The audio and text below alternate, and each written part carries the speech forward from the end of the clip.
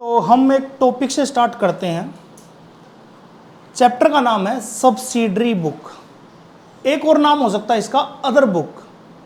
पहले तो हम ये समझेंगे इसका अदर बुक नाम कैसे हो सकता है। मैंने आपको जब स्टार्टिंग की थी तो मैंने आपको बताया था कि हम जब भी कोई चीज़ ट्रांजैक्शन को रिकॉर्ड करते हैं तो उसको हम क्या बोलते हैं, जर्नल। क्या बोलते हैं, जर्नल। जर्नल में हम क्या करते हैं, हम जर्नल एंट्री करते हैं। क्या करते हैं, जर्नल एंट्री। सबको पता ना ये बात, लेकिन ये बात अधूरी है। अभी अधूरी कैसे है, क्योंकि आप जो जर्नल एंट्री करते थे उसको हम बोलते थे जर्नल प्रॉपर। क्या बोलते थे, जर्नल प्रॉपर। जर्नल प्रॉपर का एक अल्टरनेट भी होता है। अल्टरनेट का मतलब होता है कि अगर आप जर्नल प्रॉपर ना बनाना चाहें तो आप क्या प्रिपेयर कर सकते हैं, बुक्स प्रिपेयर कर सकते हैं। क्या प्रिपेयर कर सकते हैं, बुक्स, जिसको बोलते हैं सब्सिडरी बुक्स। सब्सिडरी मीनिंग किस किस को पता है, इकोनॉमिक्स में आता है वर्ड ये सब्सिडरी। अभी तक नहीं आया क्या, 11th क्लास की इकोनॉमिक्स आपने अभी स्टार्ट की होगी। सब्सिडरी का मतलब होता है किसी के अल्टरनेट में कोई चीज़ हो। जैसे चाय की सब्सिडरी होती है कॉफ़ी, ये मान लिया जाता है, एग्जाम्पल में लिया जाता है। तो सब्सिडरी का मतलब क्या होता है कि अगर आप जर्नल प्रॉपर ना बनाना चाहें तो आप क्या बना सकते हैं, सब्सिडरी। बिल्कुल ब्रो, बहुत बढ़िया, सब्सिडरी बुक्स बना सकते हैं। लेकिन सब्सिडरी बुक्स में आप हर ट्रांजैक्शन की नहीं बना सकते। मशीन परचेज करोगे उसकी नहीं बना सकते। सिर्फ 5 ऐसी ट्रांजैक्शन है जिसकी आप सब्सिडरी बुक्स बना सकते हो। Number 1, cash book. सबसे बड़ी सब्सिडरी बुक है ये, इसीलिए हमारे यहाँ पे इसका एक अलग से चैप्टर दिया गया है। ठीक है, आपने ये पढ़ लिया है और बहुत अच्छे से पढ़ लिया है, सबने पढ़ लिया था ना, कैश बुक। दूसरा हमारा है परचेज बुक। दूसरी बुक कौन सी है, परचेज बुक, अल्टरनेट है। तो मैं अगर बोलूं कि ट्रांजैक्शन को रिकॉर्ड कैसे कर सकते हो आप, तो इसके 2 तरीके हैं। रिकॉर्ड कैसे कर सकते हो, या तो आप जर्नल प्रॉपर बना के या फिर बुक्स बना के। ठीक है। थर्ड है आपका sale book, sales book. Fourth है आपका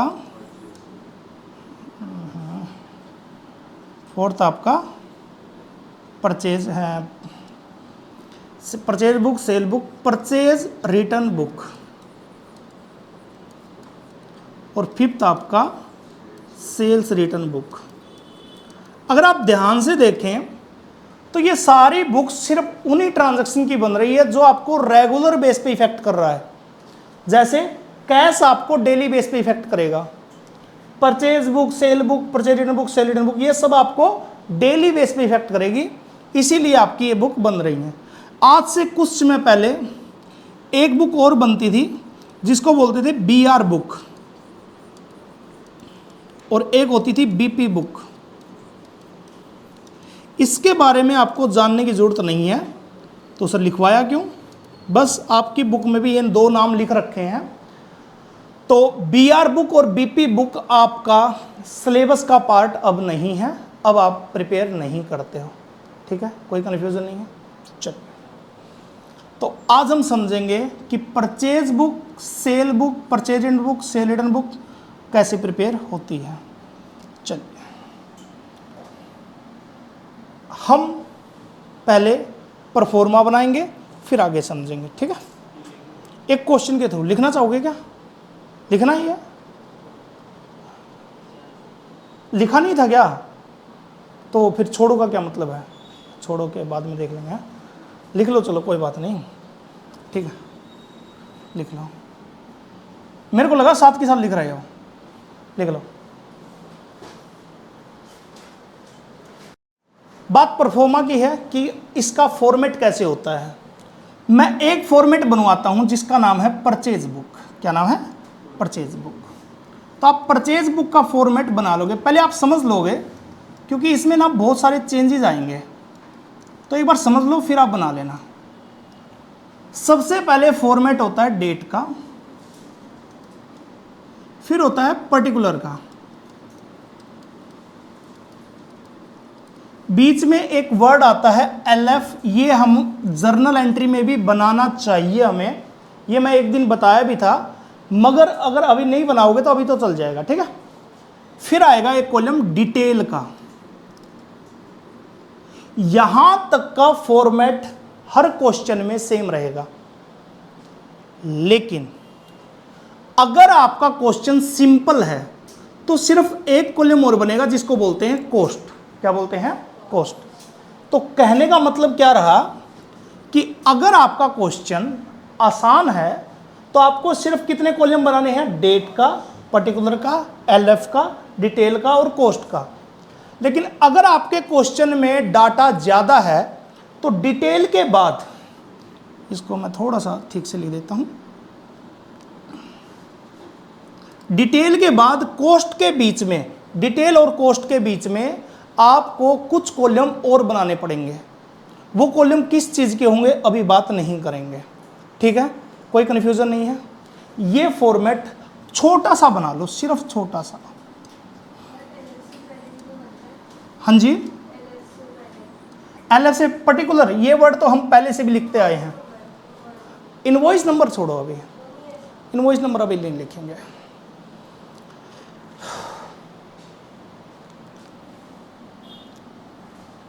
जब आप बेसिक से उठ जाएंगे तब हम एक दो क्वेश्चन में इनवॉइस नंबर के बारे में बात कर लेंगे। ये आपको सिर्फ 2-3 लाइन का भी परफॉर्मा बेस पे बनाना है, ठीक है। उसके बाद हम बात करेंगे इसके बारे में।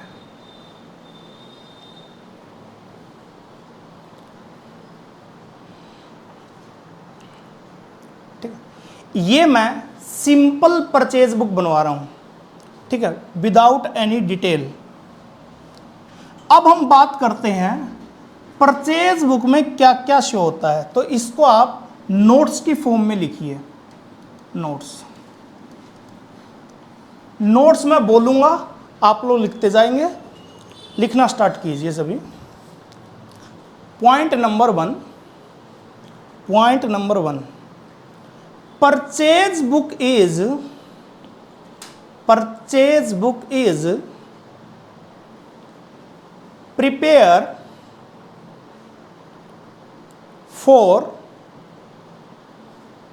only goods purchase,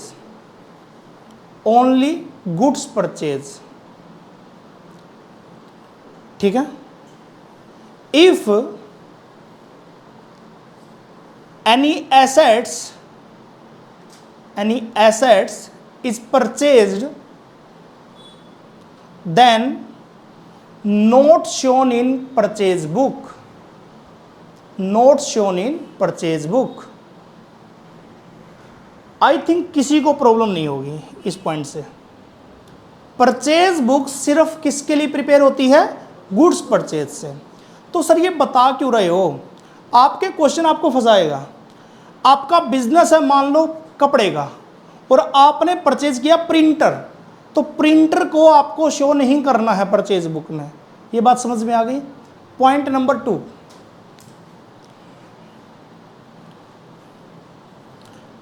purchase book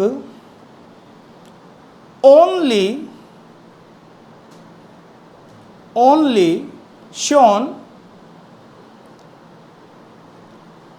credit purchase,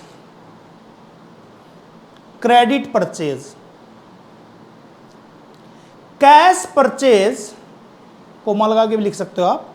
cash purchase is not record in cash purchase book,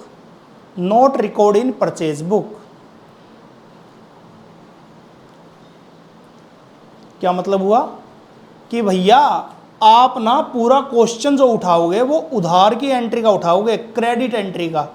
तो सर अभी तक तो कैश उठा रहे थे, कई बच्चों के दिमाग में कैश बुक बहुत ज़्यादा घूमती है। कैश बुक का परचेज बुक से कोई लिंक नहीं है।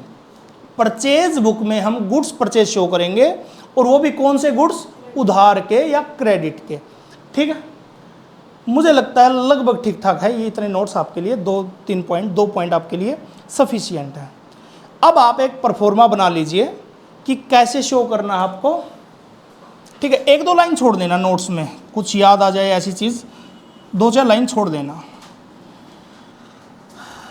ठीक है। चलिए तो जल्दी से परफॉर्मा बनाइए। डेट पहले हम सिंपल वाला ही कर रहे हैं,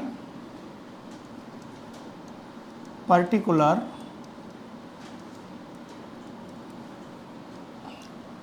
LF डिटेल और अमाउंट। अमाउंट को हमने कॉस्ट लिखा था ना, हाँ कॉस्ट भी लिख सकता है। अमाउंट लिख दो, कॉस्ट वर्ड यूज़ मत करना। अमाउंट लिख लो, अमाउंट वर्ड यूज़ कर लो, ठीक है, कॉस्ट मत करो। हाँ क्वेश्चन करना है, हाँ पहले फॉर्मेट बनाओ, फिर हम illustration number 1 page number 11.4 I think सबके पास बुक होगी और ठीक है।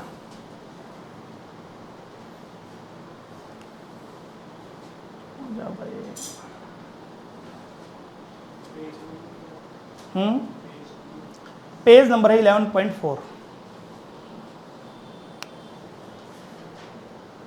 अरे यार ये क्या हो रहा है, चलिए ठीक है।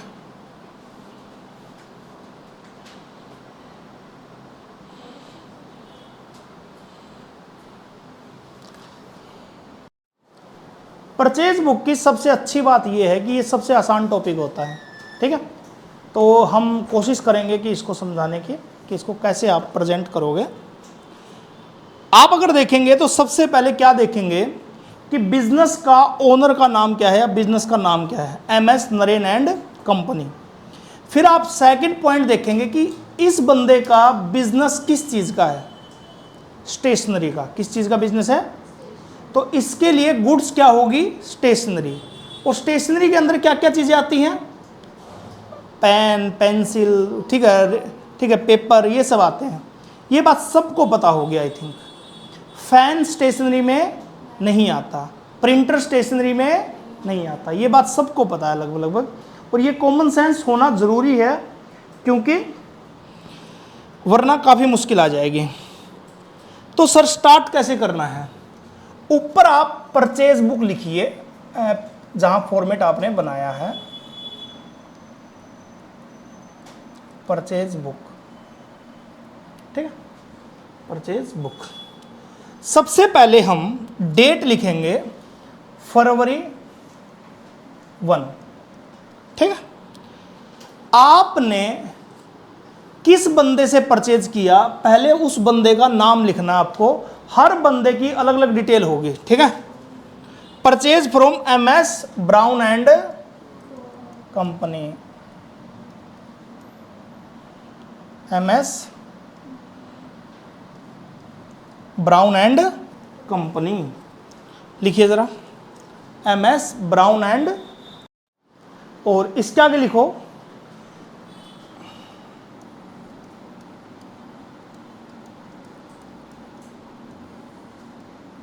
MS ब्राउन एंड कंपनी से आपने जितने प्रोडक्ट खरीदे हैं उन सब प्रोडक्ट की अलग अलग डिटेल लिखनी है आपको। डिटेल नंबर 1, पॉइंट नंबर 1, पहला पॉइंट आपने क्या खरीदा, पहली चीज 50 ग्रोस पेंसिल। किस किस को ग्रोस का मतलब पता है, ग्रोस का पता नहीं, क्लास में हंसते रहते हैं जी। किस चीज की यूनिट है जी, अरे वो तो ठीक है, ग्रोस का मतलब पूछा है मैंने, वो तो ठीक है, यूनिट तो है कि ग्रोस का मीनिंग तो बताओ। डजन का मीनिंग किसी को पता है, दर्जन में कितने आते हैं, 12, और 12 दर्जन जो हो जाएंगे, 12 दर्जन, एक दर्जन में 12 और 12 डजन, 144 यूनिट। समझ में आ गया, उसको आप क्या बोलोगे, ग्रोस। समझ में आ गया, थोड़ा बेसिक नॉलेज भी रख लो। आपने 50 ग्रोस पेंसिल और एक पेंसिल का रेट है, नहीं सॉरी 1200 पर ग्रोस। ये पूरी डिटेल लिखनी है आपको यहां पे। तो बताओ जल्दी, 50 ग्रोस खरीदे हैं आपने और 1200 पर ग्रोस, तो कितना हुआ, कितने का माल हुआ ये, 60,000 का। कितने का हुआ? 60,000 का। किस बच्चे को समझ में नहीं आई बात? ये आपको डिटेल में लिखना है ये बात। बताइए क्या समझ में नहीं आया? कोई भी चीज़ है, 50 ग्रोस का आपने खरीदी, मतलब 50 डजन खरीदी, 1200 पर डजन, बस इतनी सी बात तो लिखनी है आपको। ठीक है जी, ये पॉइंट डिटेल में लिखना है आपको। ठीक है, डिटेल का मतलब अमाउंट डिटेल में लिखनी है। डिटेल के दो मीनिंग अलग अलग बता रहा हूं मैं, यहां पे आपको पूरी बात लिखनी ही है। ठीक है, नंबर 2,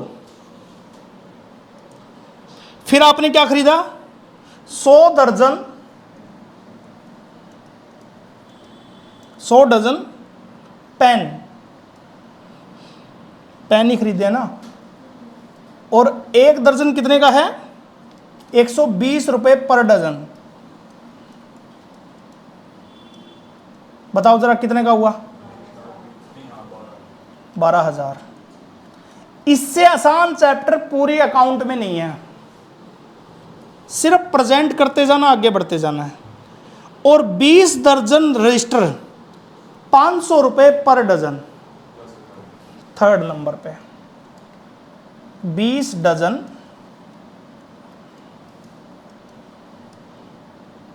रजिस्टर, और क्या रेट है इसका? 500 रुपये पर डजन। तो कितना हुआ?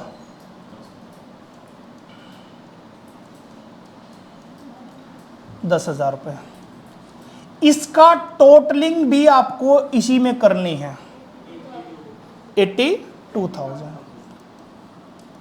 अब इसमें से जो जो चीजें माइनस करनी है वो बता देता हूं। अगर आपको ट्रेड डिस्काउंट दे रखा तो पहले तो आपको ट्रेड डिस्काउंट ही माइनस करना है। क्या करना है? Trade discount minus trade discount.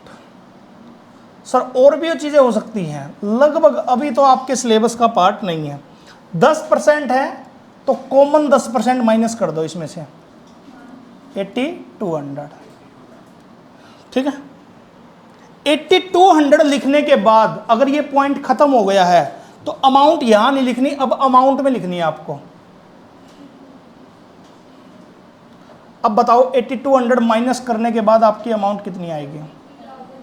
73,800। और ये आपका पहले बंदे के साथ जो आपका ट्रांजैक्शन हुई है उसके बारे में आपने शो कर दिया। अब आप सेकंड बंदे से रिलेटेड बात करेंगे इसी फॉर्मेट में, आगे बढ़ाते जाओ। किसी ने अगर छोटे से पेज पे किया है तो अगले पेज पे स्टार्ट कर दो। ठीक है, फरवरी 2, purchase for cash from the stationery mart. तो लिख देंगे? नहीं लिखेंगे, क्यों? क्योंकि कैश क्रेडिट नहीं है, तो सेकंड पॉइंट नहीं आएगा। कितने बच्चे एग्री करते हैं? जल्दी बोलो। बहुत बढ़िया। 3 फरवरी, कंप्यूटर प्रिंटर खरीदा है, ये भी नहीं आएगा। अगला, purchase from the paper and company, ये आएगा। चलो जल्दी से,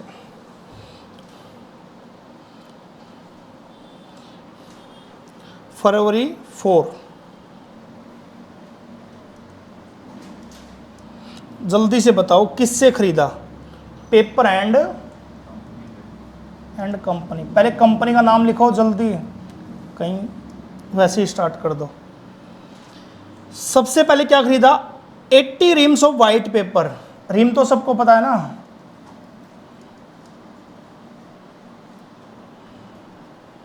रीम्स ऑफ वाइट पेपर।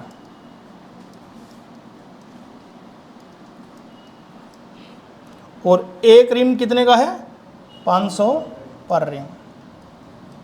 तो 80 इंटू 500, 40,000। 40,000 ना। Next, 100 ream of ruled paper, 600 per rim.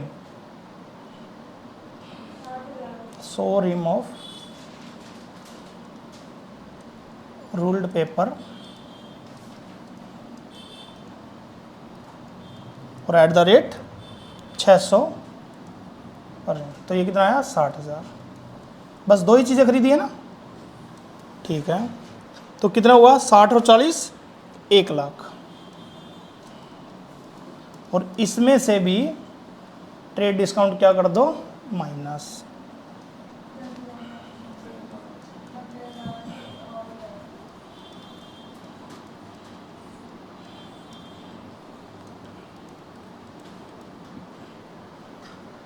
जल्दी से बताओ फरवरी 5 आएगा क्या? आएगा। सर एक ही तो पॉइंट है, लिखें, लिखना ही होगा।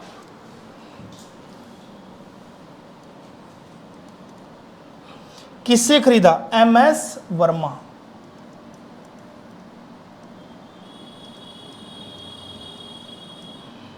MS वर्मा से क्या खरीदा? 800 Reynold pen eight the rate 5 रुपये का एक। बताओ 800 खरीदने पे भी डिस्काउंट नहीं मिला, 4000 हो गए क्या? इसको तो सीधा भी लिख सकते हो आप यहाँ पे। और अगर आप पूरे क्वेश्चन को अच्छे से देखें तो आपका ये छोटा सा क्वेश्चन आप टोटलिंग भी कर सकते हैं। इसको बोलते हैं टोटल परचेज। और आप किसका टोटल करोगे? अमाउंट का। तो ये बीच में लाइन मार सकते हो आप, अमाउंट का टोटल कर सकते हो आप। कितना आया बताओ जरा? 1,67,800। और ये आपका एक छोटा सा क्वेश्चन सोल्व हो गया, ठीक है। और ये परचेज बुक आपकी क्लियर हो गई एक क्वेश्चन के साथ। अभी आगे बात करेंगे। जी जी बताइए। जब हम डिटेल में टोटल करेंगे तो किस किस चीज़ का टोटल करोगे आप? ये आखिरी वाला आंसर बोल रहे हो क्या आप? ये नहीं लिखेंगे आप। सब कुछ करने के बाद जो आखिरी अमाउंट आएगी वो आप डिटेल में नहीं लिखोगे, उसको आप कॉस्ट में, उसमें अमाउंट में डाल दोगे, ठीक है। बाकी सारी कैलकुलेशन आपकी इसी में होंगी, ठीक है। चलिए।